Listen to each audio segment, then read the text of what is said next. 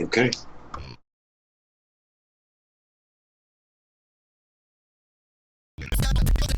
Attack. This where no more homoerotic rocket ranches. Got it?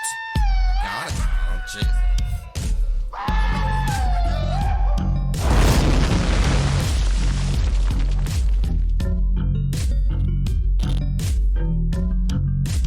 So much way.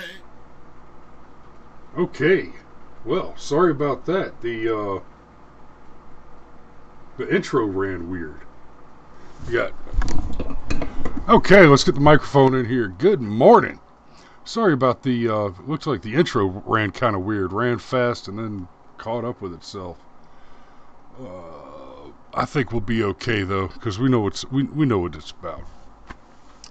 So I've got this little Bible quote up here because Alyssa Milano slung it at Ted Cruz.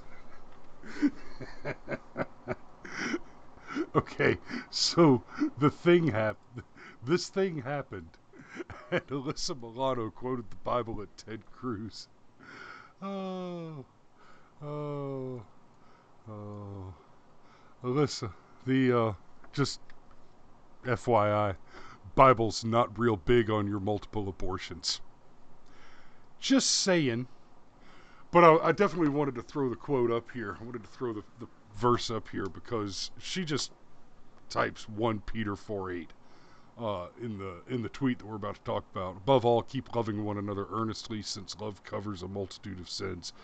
This is closest to the New International Version of the quote, and I suspect that is the version that a knucklehead like her is gonna default to. Um, Hey, look, I I read out of the NIV. Like, I get it. Some people are like, "Oh, this version, that version, blah," but there's nothing wrong with being able to just read a thing and understand it. Translations and updates are available. Just as a point. well, in this case, the translations and updates, the King James version says, "Above all, have fervent charity for one another, since charity covers a multitude of sins." And that okay, that discussion could take up a whole other show, but I think the use of the word charity, the words charity and love are not interchangeable. Fair enough. So yeah, I'm not going to talk down the NIV in this episode. I don't have the time or the patience for it, but let's get to the thing. So here's our Totar Win this week. Alyssa Milano, Ted Cruz accepts Alyssa Milano's challenge to debate on gun issues. Spoiler alert, if this debate happens, I can tell you who wins. It's probably going to be the one of the two of them that's actually debated at Ivy League schools. Just saying. Yeah. Probably not the one that parodies her own hedonistic lifestyle on Family Guy. Probably not. Yeah. Ted Cruz accepts Alyssa Milano.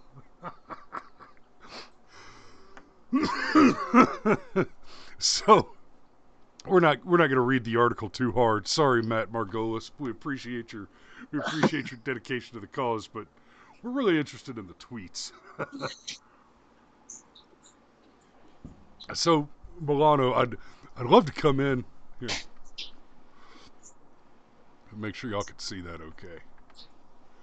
I'd love to come in and meet with you on the gun issue and many other issues that include life, liberty, and the pursuit of happiness. And also 1 Peter 4:8. Okay. I'll be in DC next week. We can live stream the meeting. Okay, so y'all see that date, September 2nd. So she's talking about next week. Hopefully this is going to happen. Oh my God, I hope this happens. Yeah, I mean, he'll beat her worse than a high school soccer team would beat the women's national soccer champions. Oh, damn. Because that's a thing, right? You know that's a thing. Yeah. Oh, yeah. Oh, yeah, yeah, yeah, yeah, yeah, Yeah, that the worldwide women's soccer champions yeah. The overpaid worldwide women's soccer champions would get beat by a male high school soccer team. Yeah, that's how did bad. get beat by a male high school soccer team, high school boys soccer team. Anyhow, tweets. My So, bad. so here's how it started. Milano hits him with, "Can someone cite which passage of the Bible states it's a God-given right to own a gun?" Okay. The argument is not that it's a God-given right to own a gun. And while we're at it, Alyssa, can you point to Roe v. Wade in the Bible? You baby murdering shitburger. Oh, the Bible doesn't say you can own a gun. Does it say you can murder your children? For convenience sake, no And of less. course, and here's and this is the correct response. It is of course not the right to a modern day firearm that is God given, but rather the right to life and the right to liberty. The reason it is enshrined in the Constitution that that right includes the keeping and bearing of arms is quite simply that the founders believed that the American people should be adequately armed to put down the government should it become destructive of the destructive of the ends of life, liberty, and the pursuit of happiness. Yeah, it's almost like the entire American government was formed by largely religious people that owned guns. Just saying. Oh, no, I'm sorry. My bad. It was actually formed in 1619 when we started bringing slaves over. I forgot. Oh yeah, we got to have a whole chit chat about that doublespeak bullshit and the 1984 freedom is slavery thing. We'll get there. We'll get to that later. So I really don't have much more to say about this except Milano pops up with, can you show me in the Bible where, and then here we go. Yeah. Well, life and the right to liberty. That's what he was talking about. That's what he's talking about. Too easy. So Yeah, have you noticed? Yeah, have you noticed how the Bible and Christianity in particular is one of the left's absolute biggest hypocrisies? They look down their nose at religious folk like myself, and they have absolute, utter contempt. If I say, for example, I'm pretty sure that marriage is supposed to be between a man and a woman for reasons of all sorts of things, but basically because of procreation. I mean, if you go back and you look at the very first couple in the Bible, that was Adam and Eve. So, oh, well, you're just a bigot and you're all these terrible things. But the second they feel like they can hit you with a Bible verse that will make you look like a hypocrite, well, now all of a sudden they're all biblical scholars, and hey, we should listen to the Bible. Maybe you should listen to your own Bible. It actually kind of drives me nuts. I'd be willing to accept carte blanche every leftist interpretation of the Bible as long as they interpreted the entire Bible.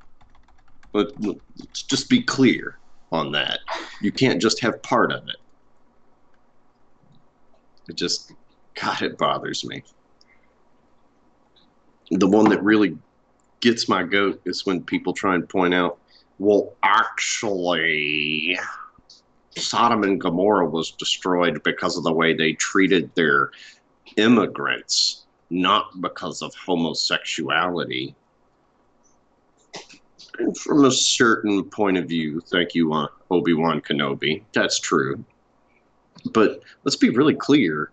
Lot goes into town, Lot's like, God, please don't destroy this city. I can find just a few good men, and if I can find just a few good men, you'll spare the city. And God goes, you know what, Lot? Go ahead, go into town.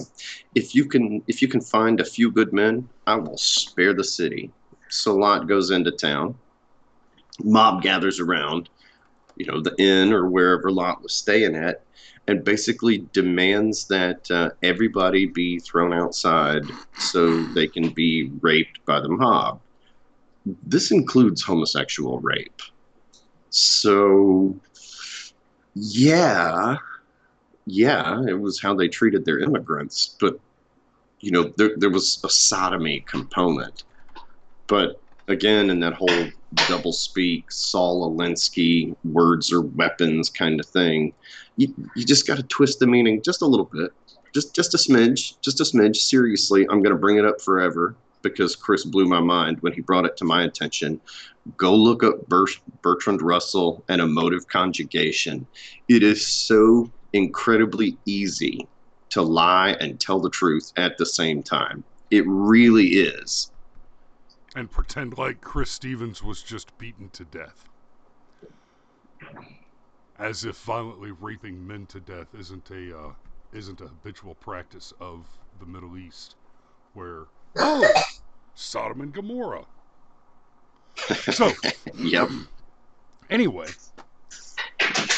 I okay. So we went off topic a little bit there.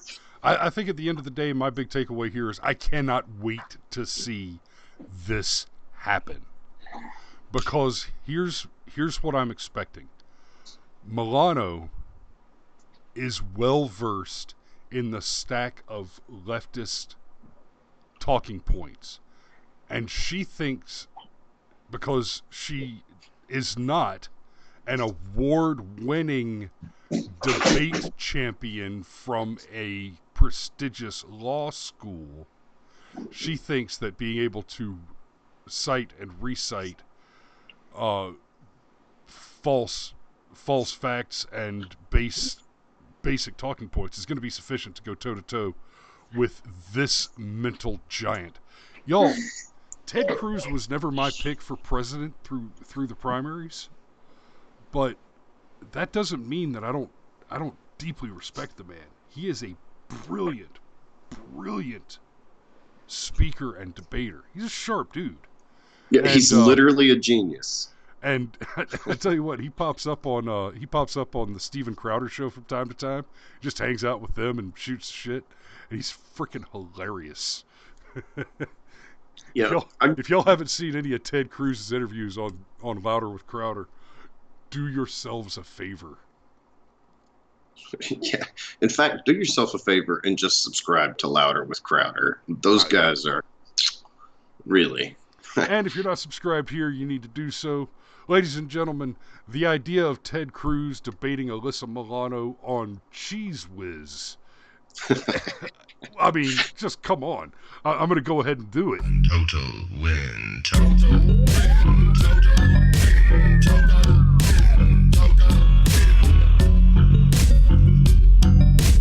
I don't give a rat's ass what the hell you think.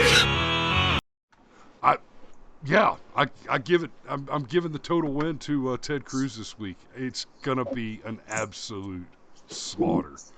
She's gonna back out. That's what's gonna happen. She's gonna back out. I got you on record saying that. Man, there's no way. Like, somewhere in the back of her mind, she has to know, unless they're debating how effective it is to do a bunch of coke while you stay up late and memorize your lines for a TV show that sad housewives are still going to be watching in Syndicate on TBS 15 years later. Or how to most cheaply and efficiently murder your own unborn children. Oh, it wasn't cheap. She just had somebody else pay for it. Because, patriarchy. Us. Right. But yeah, dude, she'll back out. That's my prediction. Okay. She will back out. Because if she doesn't, this is going to be a train wreck so bad, the pictures of it are going to show up on rotten.com. Well, brother, I tell you what, if she backs out, then this will be your prediction coming true will be the total win for next week? That just kind of flattered me. I have nothing else, man. This is All right. this is too funny. It's its We'll own meme. We'll see y'all tomorrow morning. It's Firearms Friday tomorrow. We're going to be talking about San Francisco designating me as a domestic terrorist. So y'all be safe out there. We'll see you tomorrow.